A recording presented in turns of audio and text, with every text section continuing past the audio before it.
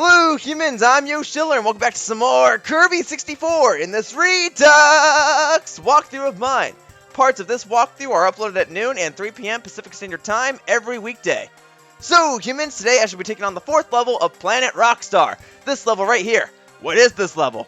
Well, Kirby games tend to kind of go in random directions, so this level was no exception. You see, I've been doing all sorts of desert-themed levels. I went through a desert, I went to some ruins, I went to a cave. What could possibly happen next? Well, what usually happens in most deserts? Apparently, you get abducted by aliens, right? So this next level is a giant UFO. That's what that is. Now, it's not a traditional UFO where it's like, you know, spherical and chrome and whatever. No, it's not one of those UFOs. It's something more creative, more original, yeah.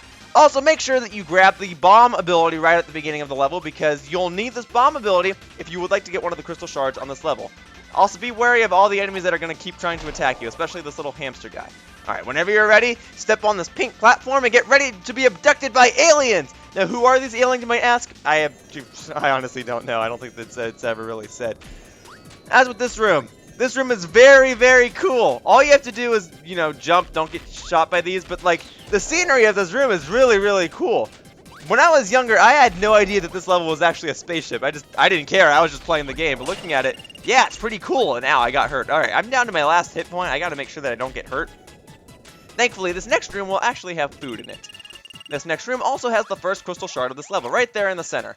Simple enough, right? See, that's what's cool about this game, is that you understand the game's mechanics pretty much the second you go into any room. There are these little moving platforms that keep going back and forth. You can get crushed by them, and if you want to get that Crystal Shard in the center of the room, then you have to wait for these platforms to go by. And they keep glowing, and it's really cool. Also, be sure to mix your bomb ability with this guy over here. You'll get the bomb electric ability. The bomb electric ability is what you need in order to get the next Crystal Shard. Not this one, to get the second Crystal Shard. This will allow you to turn into a light bulb.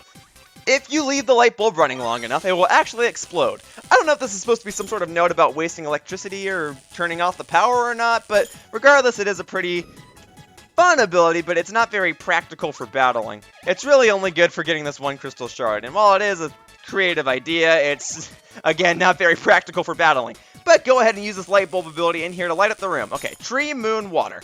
Remember that, humans, because when you go to this next room, you'll have to push down those blocks in that order. So tree, moon, water. And it's not always going to be the same combination. You actually have to see what combination it is on your own game. It's not always going to be tree, moon, water.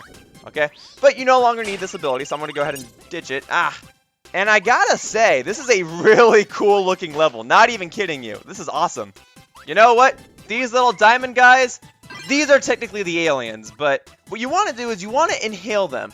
Inhale them to get the electricity ability, and you don't have to do this. You don't need any other special abilities to get the last Crystal Shard on this level, but get double electricity just to help yourself throughout the level.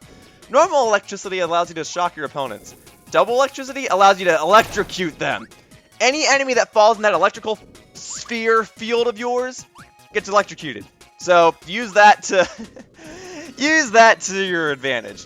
Now this next room is actually a mini boss, the same enemy that's been appearing all throughout this level. If I just stand here, he'll keep getting in my electrical sphere field and I can shock him and electrocute him. Sorry, there's a difference between shocking and electrocuting. Shocking is when you go like, zzz, oh, I shocked you. Electrocuting is when you actually kill somebody through the uses of electricity. Okay, so there is some food in here. Be sure that you don't hang on to these ropes for too long. They're not even ropes. I don't really know what these are, but regardless, don't hang on to them for too long or those enemies will spawn on them and hurt you. So keep jumping off them, and of course you can get food along the way. Right at the end here is the end of the level. Yeah, we're having a picnic inside of an alien spaceship, and I got the enemy card. Yay! Yeah, I don't know. I guess we were just hungry and we decided that we wanted a picnic inside of that ship. I don't know, whatever. Anyway, that is the last level of this world. The next level is the boss fight of this world, but I'll take it on in the next part. So for now, that about wraps up this part of my Kirby 64 REDUX walkthrough, and I'd like to thank you all for watching. See you all next time in the next one when I take on this boss. Bye-bye, humans!